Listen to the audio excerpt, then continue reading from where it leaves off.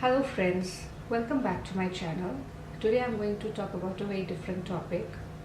This topic has got nothing to do with makeup, and as you can make out from the title of the video itself, I'll be discussing about my C-section surgery.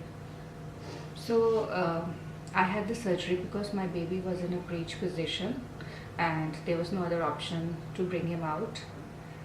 Um, I was in my 35th week of pregnancy when suddenly I started getting labor pains, and I didn't know that those were labor pains, but I just surmised that it could be labor pain. So I told my mom and we went to the hospital. There the doctor asked me to get admitted because they wanted to keep me under observation. There was another reason for keeping me under observation, and that was intrahepatic cholestasis of pregnancy. Basically, this is a condition where the liver malfunctions. Just let me read it out to you. Um, Cholestasis may increase the risks for fetal distress, preterm birth, or stillbirth. A developing baby relies on the mother's liver to remove bile acids from the blood. Therefore, the elevated levels of maternal bile cause stress on the baby's liver. So I developed this condition, and I was advised that the pregnancy will not be carried forward to the full term. Rather, they are going to induce me somewhere around 37th week or at the most 30th week. So I was mentally prepared for that. I was taking my medicines, and one of the worst side effects of this condition is that you keep on itching throughout the pregnancy. For me, the itching started at around 6 months, I guess. Before that, I used to have slight itching, but it was fine. I thought it's a normal symptom of pregnancy and nothing to worry about. But from 6 months onwards, the itching became very severe, especially on the palms and soles of feet.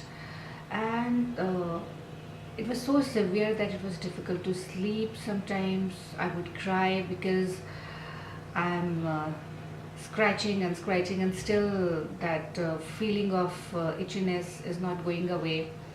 And sometimes I used to use a comb or a wooden piece to just scratch the soles of my feet, but still there was no comfort to be had.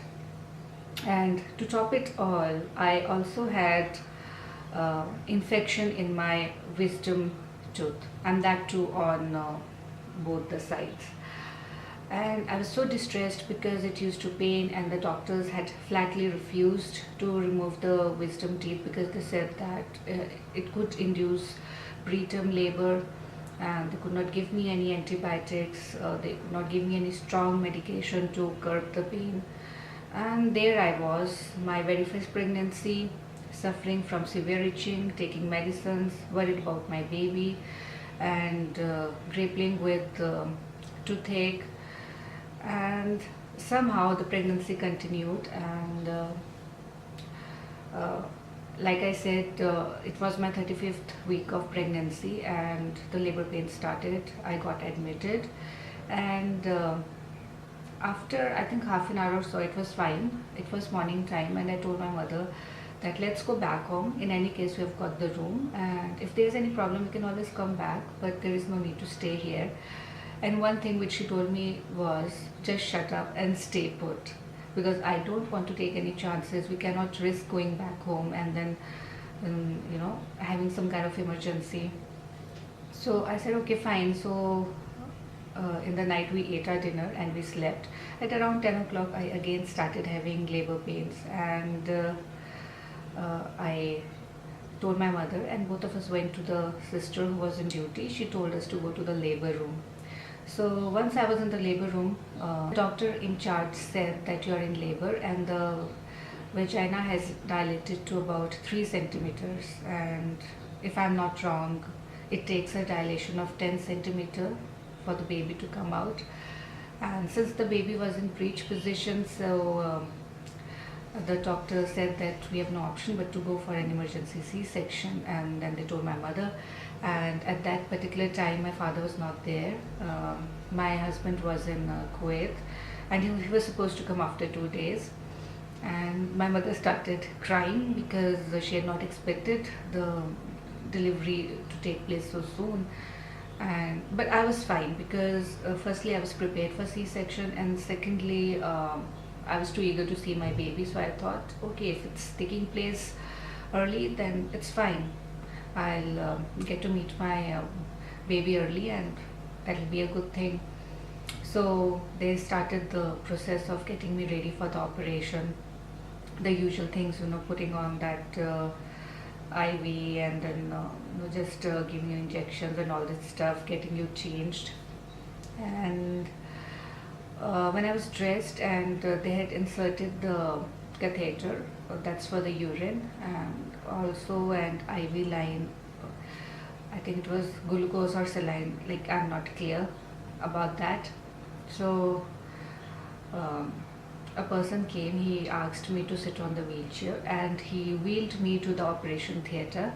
And another operation was taking place, and he told me that you wait here and I'll be back in 15-20 minutes, and by then the operation should be over and we will go inside.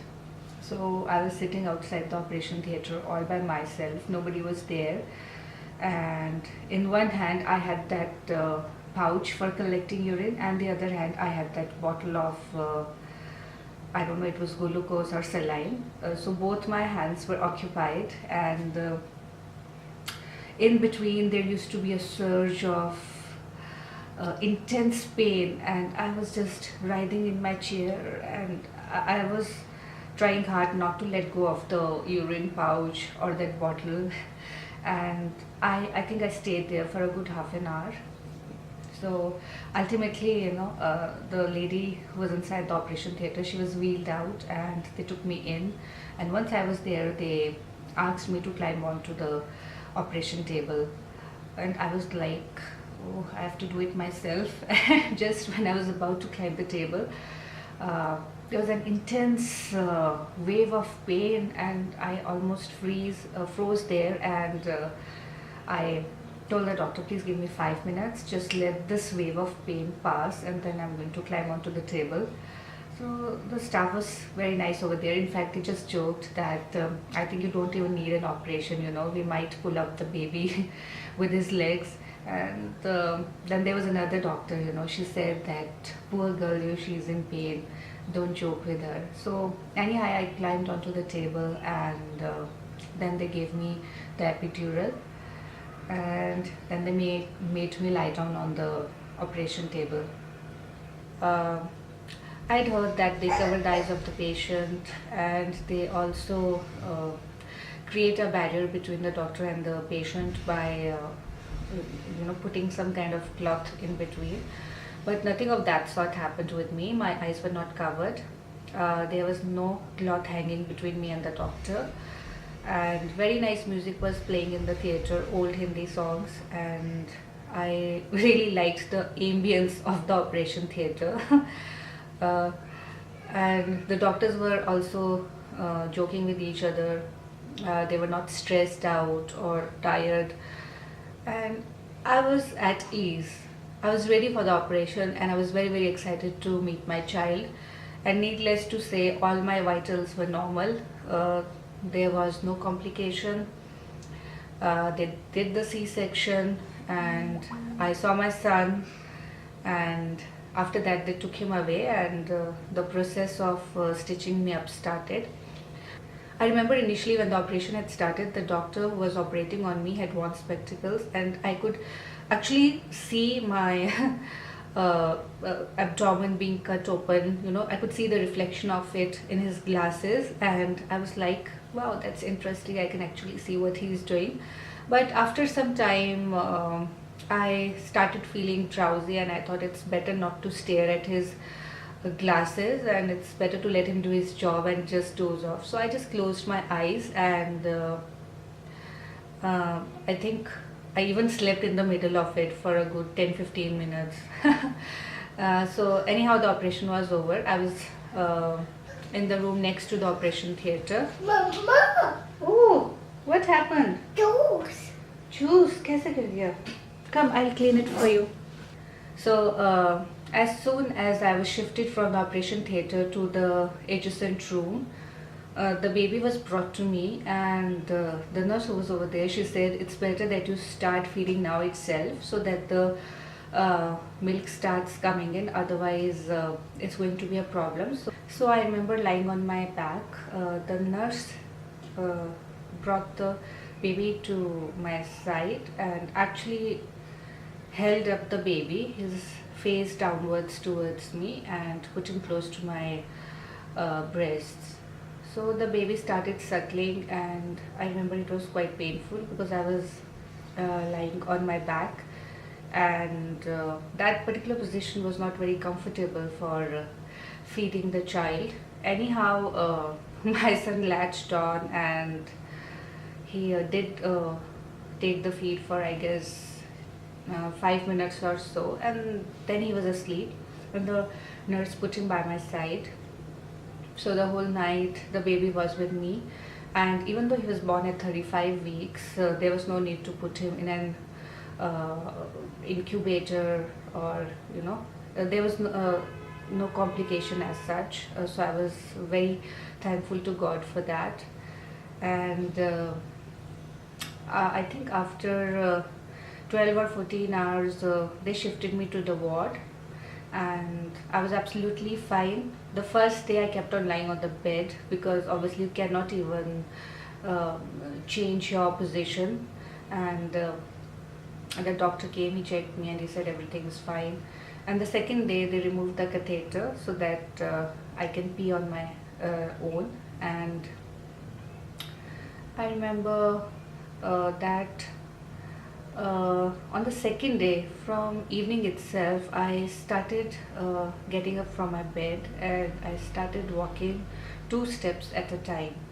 And I used to hold my abdomen, the place where the incision had been made. I used to just hold it with my hand and just walk slowly. So I started walking because my mother had a C-section, and she had told me the sooner you start walking, the better it is for you. You'll recover soon. And I followed her advice. The doctors also said the same. And I started walking from the second day itself. And even for feeding the baby, from the third day, I started sitting on a chair. I used to keep a pillow on my lap, and I used to place the baby on the pillow and then feed him. And slowly and slowly I became more and more active. And when I was discharged after 2 days, I felt that I am completely normal, and the pain was obviously there, but I was taking medication for that, and it was not a discomfort at all.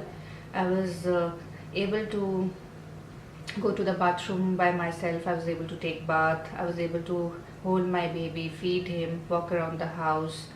And as days passed, I recovered completely, and there were no complications. So my experience has been that you have to be active after a C-section, unless you have some complication and you are advised to take bed rest.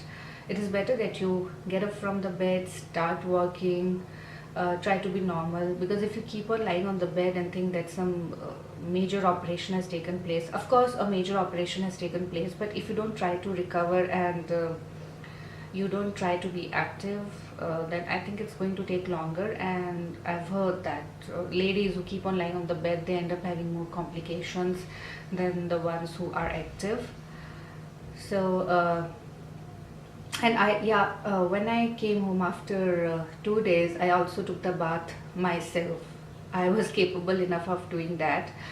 But I remember that it was the month of November, and it used to be very cold at my place where I used to live, and in fact it used to snow during those months. So when I took my very first bath, I literally started shivering, and I was shivering so much. I immediately finished the bath and I rushed back with a towel wrapped around me, and my mother was there. She quickly put on my clothes, and she helped me to uh, get warm and comfortable. And I guess that was because after the operation you've lost blood and you're weak, and so you tend to feel cold more than earlier. So that was the only difference. Uh, so I think for all the ladies who are expecting a baby and have been told that they'll have to undergo a C-section, there is nothing to worry about. It's all in the mind. If you think everything is going to go smoothly and there will be no complication, trust me, everything is going to go smoothly, and you and your baby will be fine. But you have some apprehensions, some reservations regarding C-section, and if you're fearing that some kind of complication is going to arise, then unfortunately I think it's going to be that way, because you are visualizing something and thinking about it day in and day out, and you are stressing and worrying about it so much that you actually help to materialize it.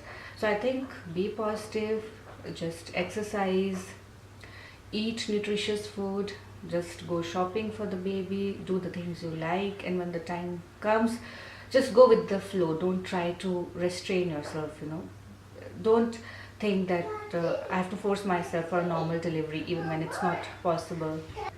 I hope I was able to give some comfort to the women who are scared of C-section. So this was my very first experience of C-section. In my second video, I'm going to talk about my second C-section, which was also a very interesting and kind of hilarious experience for me. So thank you so much for watching the video. Bye bye.